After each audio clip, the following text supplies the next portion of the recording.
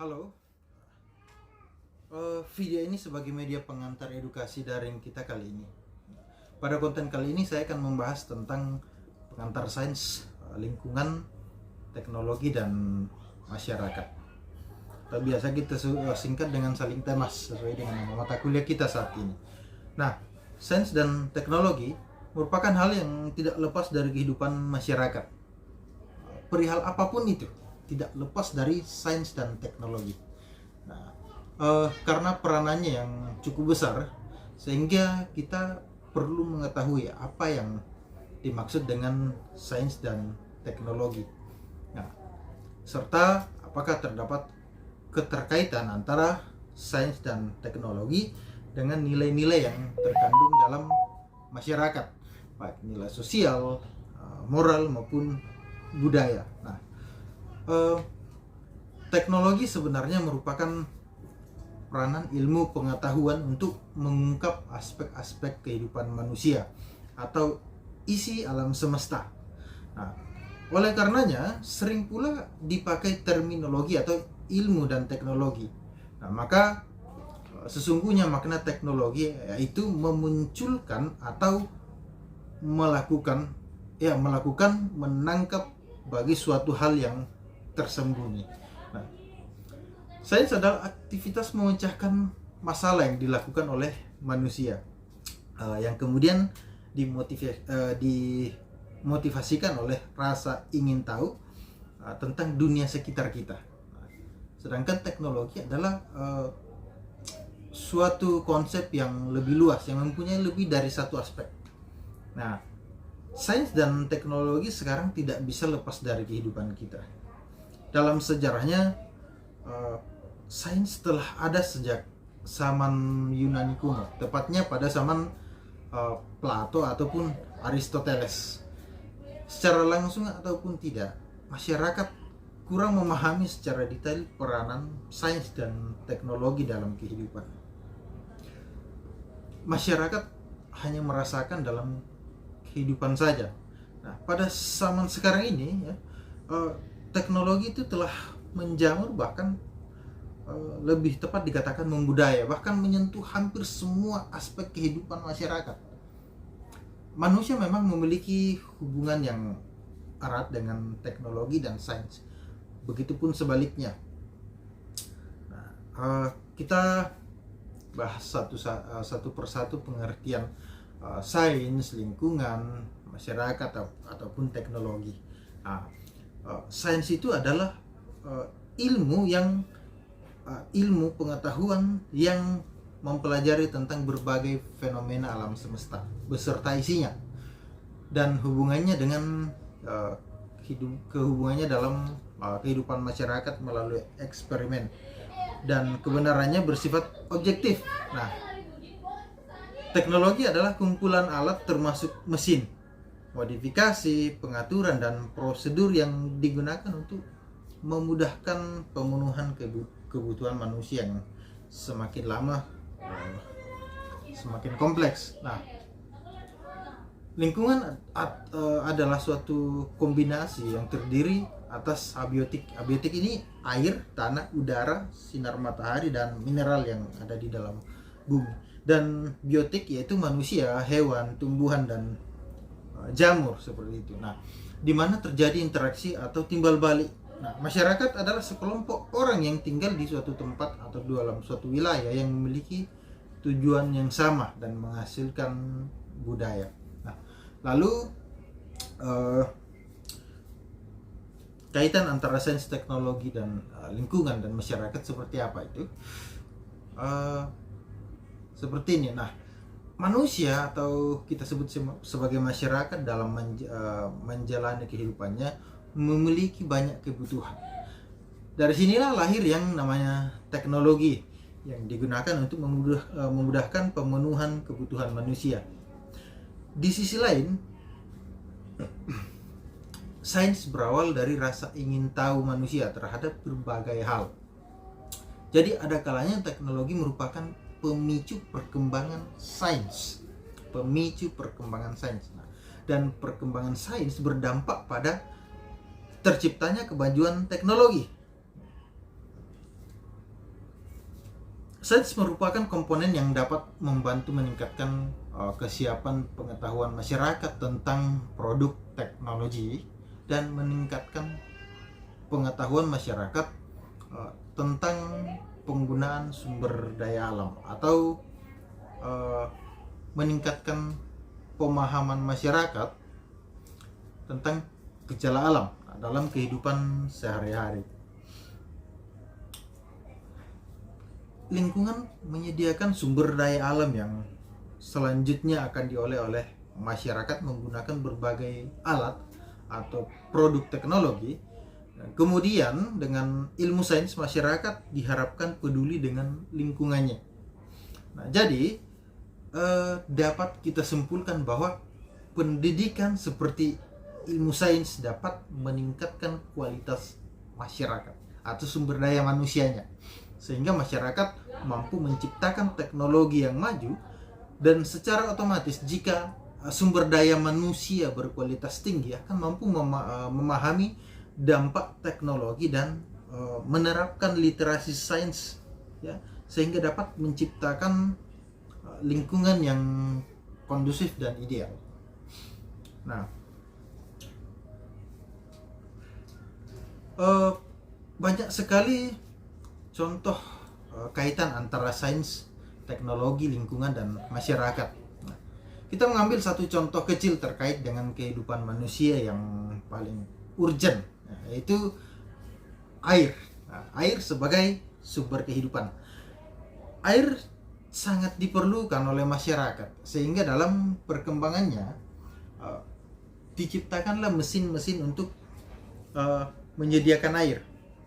Maksudnya mengelola air, ya, dan mencari sumber air, bukan menciptakan. Nah, di antaranya mesin-mesin pengelola air di PDAM, ya, mesin bor sumur, ya, teknologi sanitasi air, bendungan untuk pengairan, dan sebagainya. Nah, semua itu memerlukan suatu alat yang disebut teknologi.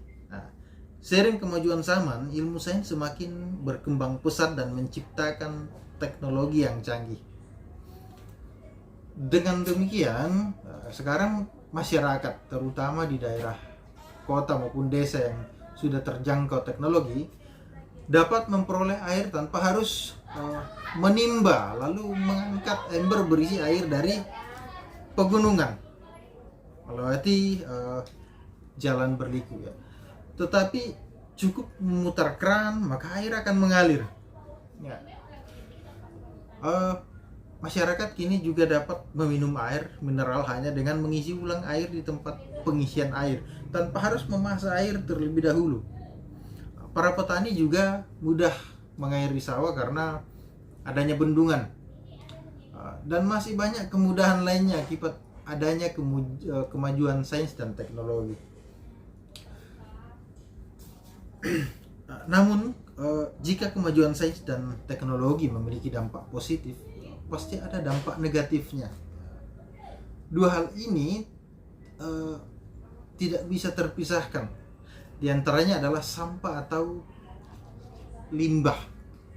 Misalnya limbah industri, penggunaan pupuk pestisida yang berlebihan, kemudian limbah rumah tangga, ya, limbah domestik, seperti air cucian, ya, air kakus, dan sebagainya. Nah, dengan banyaknya produk teknologi yang menghasilkan limbah biasanya dibuang di perairan, sungai, danau, laut. Nah, hal ini dapat mengganggu kestabilan ekosistem.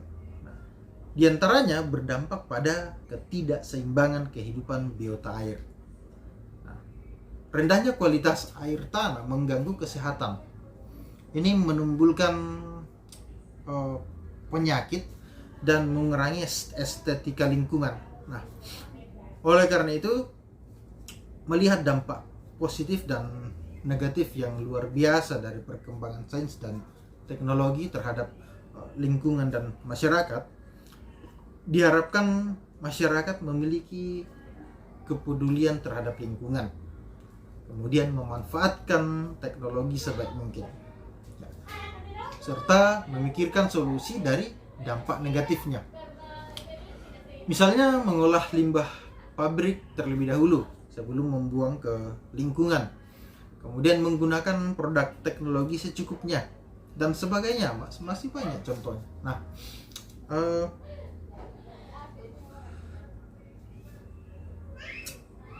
lalu bagaimana sih ciri-ciri masyarakat yang memiliki literasi sains dan teknologi? Menurut Pujadi, seorang yang memiliki literasi sains dan teknologi adalah masyarakat yang memiliki kemampuan menyelesaikan masalah menggunakan konsep-konsep sains yang diperoleh dalam pendidikan sesuai dengan jenjangnya. Kemudian mengenal produk teknologi yang ada di sekitarnya beserta dampaknya, yaitu itu harus. Nah, kemudian mampu menggunakan produk teknologi dan memelihara produk tersebut. Nah, kemudian kreatif membuat hasil teknologi yang disederhanakan dan mampu mengambil keputusan berdasarkan nilai.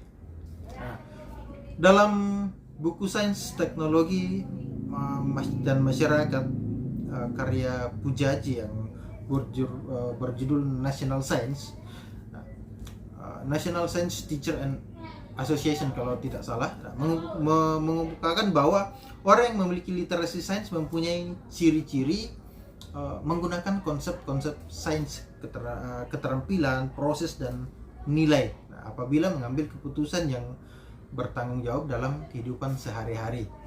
Kemudian orang tersebut juga atau masyarakat tersebut menyadari keterbatasan dan kegunaan sains dan teknologi untuk meningkatkan kesejahteraan manusia.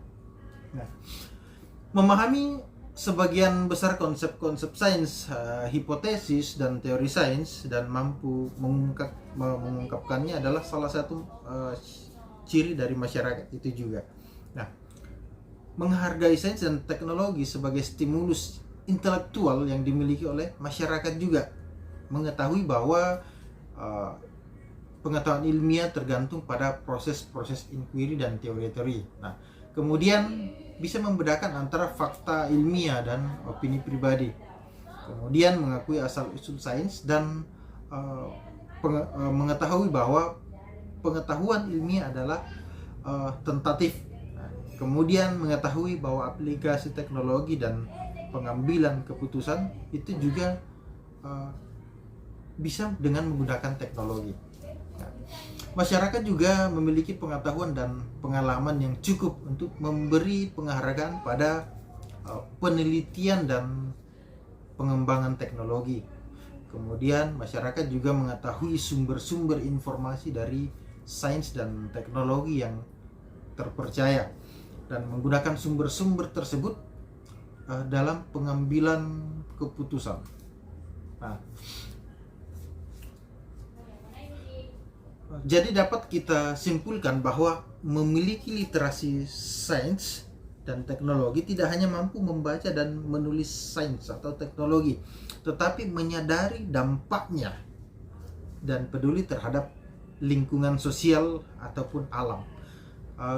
Sebagai contoh, dengan membaca tulisan terima kasih untuk tidak merokok, ya, terima kasih untuk tidak merokok. Nah, seseorang yang telah memahami dampak negatif nikotin bagi kesehatan dan menyadari bahwa kegiatan menghisap rokok akan mengganggu kesehatan sendiri dan orang-orang yang ada di sekitar kita.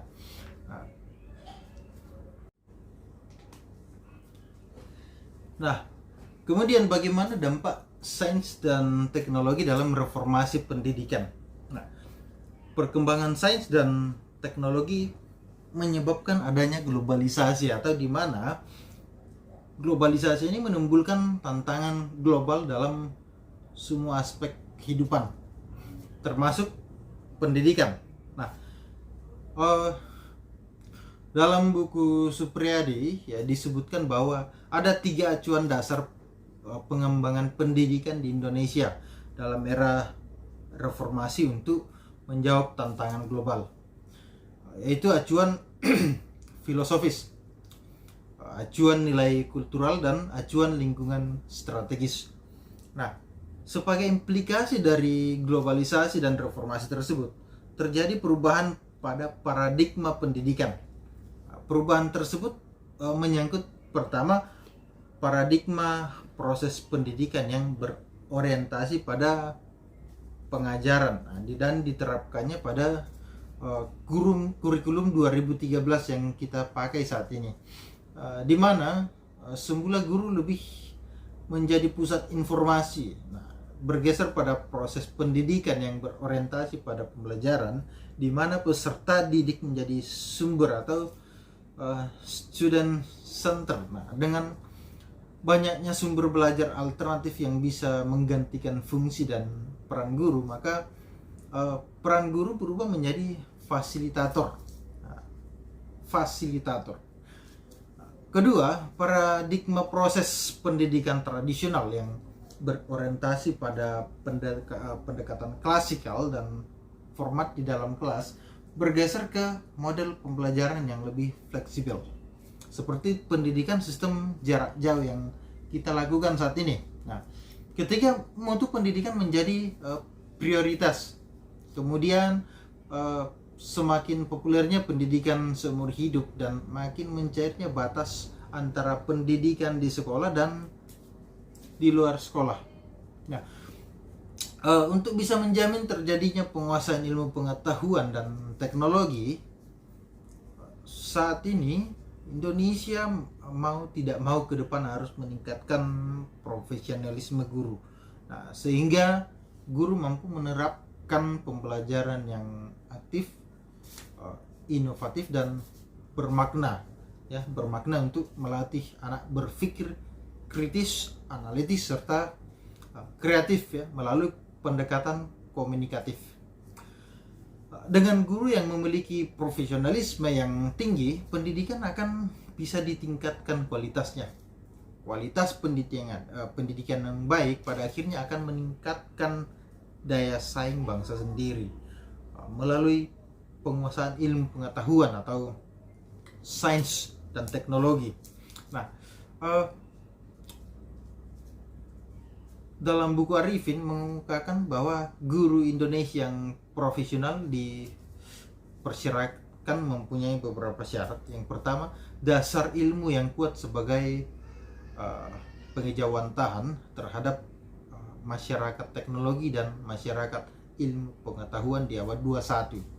Kemudian penguasaan kiat-kiat profesi berdasarkan riset dan praktis pendidikan, yaitu ilmu pendidikan sebagai ilmu praktis, bukan hanya merupakan konsep-konsep belaka. Pendidikan juga merupakan proses yang terjadi di lapangan dan bersifat ilmiah. Serta riset pendidikan hendaknya diarahkan pada praktik pendidikan masyarakat Indonesia.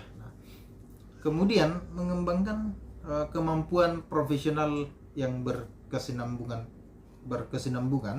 Profesi guru itu merupakan profesi yang berkembang terus-menerus dan berkesinambungan. Misalnya LPTK dengan praktek pendidikan. Dengan adanya persyaratan profesionalisme ini, guru perlu adanya paradigma baru untuk melahirkan profil guru Indonesia, yaitu guru profesional yang di abad 21 seperti memiliki kepribadian yang matang dan berkembang, kemudian penguasaan ilmu yang kuat, kemudian keterampilan untuk membangkitkan peserta didik kepada sains dan teknologi, kemudian pengembangan profesi secara berkesinambungan. Untuk bahasan kali ini saya pikir cukup. Kita akan masuk ke topik mengenai sains lingkungan, teknologi dan masyarakat dalam studi sosial. Pada konten selanjutnya, kalau ada pertanyaan yang menyangkut materi saat ini, silakan meninggalkan pertanyaan pada kolom komentar di bawah. Dan saya akan berusaha untuk menjawab di konten selanjutnya.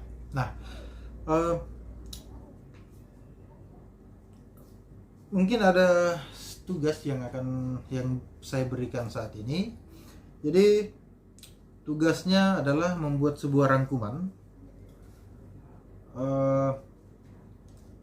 Mungkin ditulis tangan saja dulu. Membuat sebuah rangkuman tentang dampak sains dan teknologi, ya, dampak sains dan teknologi yang ada di sekitar lingkungan tempat Anda tinggal. Jadi kalau misalnya tempat tinggalnya di Bolu atau Buntau, ya, berarti dampak sains atau teknologi terhadap masyarakat dan lingkungan di Bolu atau di Buntau, ya. Jadi silakan dibuat rangkumannya, tidak ada batasan minimal atau maksimalnya, ya, bebas. Dan selamat berkarya. Untuk masalah pengumpulan tugasnya akan dikumpulkan bersama dengan tugas-tugas selanjutnya. Oke. Terima kasih dan mohon maaf atas segala kekurangan atau keterbatasan, ya, karena kondisi kita saat ini dengan adanya masalah COVID-19. Jadi ini juga sebenarnya sangat memberatkan. Apa boleh buat, kita berusaha saja sebaiknya. Mudah-mudahan kedepannya kondisi akan semakin membaik dan kita boleh bertemu lagi di dalam kelas, ya. Oke, selamat bekerja, selamat mengerjakan tugasnya.